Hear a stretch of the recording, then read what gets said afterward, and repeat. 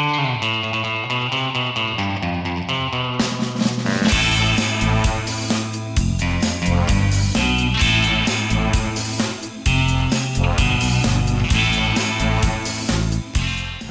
I'm Jason Huffman, the editor-in-chief of Food Chemical News. I'm Amber Healy, a reporter and assistant editor with Food Chemical News.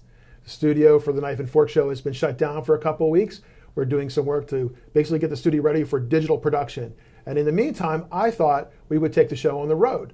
So today, we're at the International Food Safety Training Laboratory, and joining us is the manager of the International Food Training Safety Laboratory, Dr. Janie DuBois. Jenny, tell us about what you do here. We're a training facility focusing on laboratory methods for food safety, and we were created about 2 years ago from a public partnership between the University of Maryland and the Waters Corporation. Here at the university, we already had the Joint Institute for Food Safety and Applied Nutrition, or JIFSAN, which is a joint venture or a partnership between the FDA and the University of Maryland. And we've been providing training for 17 years in all sorts of aspects of food safety. And what we did 2 years ago, thanks to this private partnership, is add the laboratory training component. So you work with students who are here from other countries, and you're teaching them how to detect different kinds of pathogens.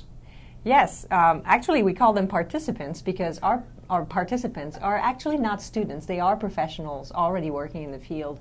And yes, most of them are from the international community, but we also have some people from the United States who come and learn the methods that are recommended, that are considered fit for the purpose of identifying and quantifying pathogens, but also chemical contaminants. So you have participants here from all over the globe. I think as many as 20 or more different countries, correct? Yeah, we do get people from a lot of different countries, mostly developing countries, because it's people who are looking to develop their food safety systems, and they may want to learn about new methods, they may want to implement new methods because their regulatory system may ask for new measurements, so new data, new numbers to show the safety of their food. So we've had people from Latin America, Chile, Guatemala, Peru, Mexico, the Dominican Republic. We have had a lot of interest from Asia as well, with Indonesia coming repeatedly to training. We've had people from Malaysia, the Philippines, China, Pakistan. Wow. So it's varied. All over the place. And the participants who come here sometimes work for their own governments? Yes. And sometimes do they work for other corporations as well? Yes, participants, we kind of divide them into three categories. They're the government representatives who work in the laboratories of their governments, who may be involved as well in trade regulation, so a little bit of an FDA equivalent role. We also have people who come from the third-party lab or the contract laboratories. In a lot of countries, the government doesn't do the regulatory testing. They set the rules, but they give out the testing to contract laboratories. And then we have industry, companies who are looking to have these methods implemented in their own laboratories, or who may already have these methods implemented. And the participants, when they take stuff back, sometimes they actually change processes in their own countries. I know that on one of your press release bullets, there was a list of some positive things that have happened as a result of their work here. Can you give me an example of one of those? One great example is what happened in Guatemala, because in Guatemala, the testing for pesticide residues and the testing for mycotoxins was handled by the government, but there was not necessarily the capability to do all of this work. And we've had people coming from the government laboratory, actually the same people coming for different courses to be able to implement these methods. And what joins methods from seemingly different topics like that is the same instrumentation is used. So you need to have a very good understanding of what's important in that method for that particular contaminant when you're using that kind of instrumentation. So it's not about learning to use an instrument, it's really about learning how to use a technique and how to understand a method so that you can perform the method to reach the quality criteria that are necessary for regulatory limits. We're in the preparation room for our microbiology training laboratory here. So we have the equipment that's very typical in a microbiology lab with our refrigerator full of growth media. We have different colors in there because they each have different ingredients that will promote or prevent the growth of certain organisms. So that's a way to do a selective culture, and then you go to further steps to determine the quantities as well as determine what you have. We have an autoclave, which we use to sterilize all the equipment, all the glassware that we use in the laboratory, as well as all the waste that we produce in our laboratory. It gets sterilized before it goes away. And you have some freezers that are very low temperatures, a -20, but also a -80 Celsius freezer.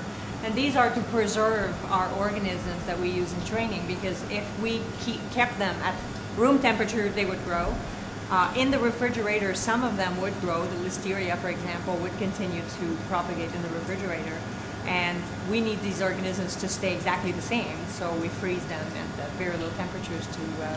One thing that is different in our laboratory compared to a working microbiology laboratory is we have large capacity things. Large freezer, large refrigerator, very large incubators. And it's really because we're a training facility. We have redundancy, we have multiples of everything because we want people to do the work themselves. So we need one set of everything for a subgroup, a team within our training class.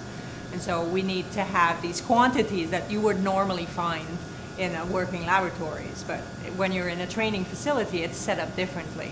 Now, it's also in our country's best interest to have food coming from other countries to be safe, correct? So what we're teaching them may ultimately benefit Americans in terms of the food that we import. Definitely. We import a lot of our food. So you think fruits and vegetables, they come from Latin America a large fraction of the year. When it's not growing here, it comes from somewhere else because it's always on the shelf. Mm-hmm. It's grown somewhere. If you think of fish, seafood, we import this from around the world. So having 80% of the seafood that we eat in this country is from somewhere else. Yes. So when you put it that way, you really understand that making sure that the people in these countries, the producers, the transformers, the transport, every aspect of the food chain has to be controlled in a way that, and the way we see it here is it has to be controlled in a way that we can control our food here. So what the FDA requires is the same thing that is required from producers here.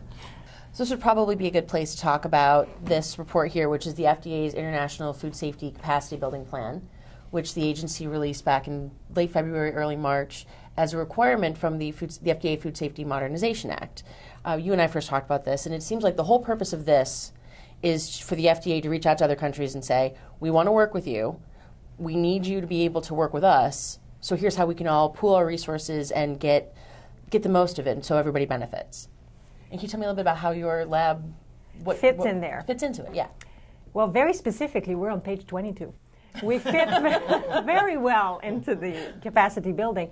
You know, GIFSTAN was created as a partnership with FDA, and it was really to serve a purpose of providing training in areas where really it's not FDA's mission to dedicate their resources to training. So by having a university and academic partner, you know, that's what we do. Mm-hmm. We're pretty good at training. So now you take, you know, a strength from academia and bring it to teach aspects of food safety. Mm-hmm. And we always do it in collaboration with FDA. So where we fit really in the laboratory capacity building, or where we fit very specifically for the laboratory, is in the laboratory capacity building area. And the FDA is able to give us some input. So every year we do ask, what are those priorities for FDA in terms of laboratory training? Mm-hmm. And we put these courses on the schedule. So it's not a random collection of courses. It's whatever is seen as a priority. Priorities are set by risk. Priorities are also set by availability of training. So it may just be that you can't get training on these particular topics. So we really provide a role, a traditional academic role, but to a regulatory agency. Mm-hmm. And with their help, we're able to provide not only training on how you do these methods, but also on why there are limits. Why do we set regulations in the U.S.? Why are these specific numbers the regulation in the U.S.? And then what do we do to enforce that? All right. We're just about out of time, and I really want to ask about a question. I want to ask a question that Amber and I kind of geeked up about, and that is, you guys work with these lethal pathogens back there. how do you get those? I'm not trying to advertise how you get those, but how do you get those? And then what do you do to protect yourselves from actually having any kind of a contamination issue yourself? Well, laboratories operate under what we call the good laboratory practices, GLPs, which, industry has their GMPs, we have our GLPs. Sure. So there are very strict rules about what you do in a laboratory. Luckily, foodborne pathogens are not aerosolized. They don't, normal laboratory practices in microbiology don't create aerosols. You don't track these things outside of the lab easily. So what makes this question even more interesting is, this is one aspect that we teach, good laboratory practices, not only to perform the methods well, but also to ensure that you're operating in a safe environment for your staff and you're not dragging pathogens out that could then, We wouldn't want that. No. But we've got some listeria that you look at, correct? Yes. So, do you look at salmonella? Salmonella, listeria, E. coli, Coronabacter. Yes. Wow. Wow. If it has a risk, it's going to be a priority. If it has a high risk for a certain population, it's going to be a priority. Well, this has been a great conversation, and I really appreciate you spending time with us. I know you have a class to teach in a minute, so we're going to let you go. But thanks to Janie DuBois. And thank you. Thanks for watching.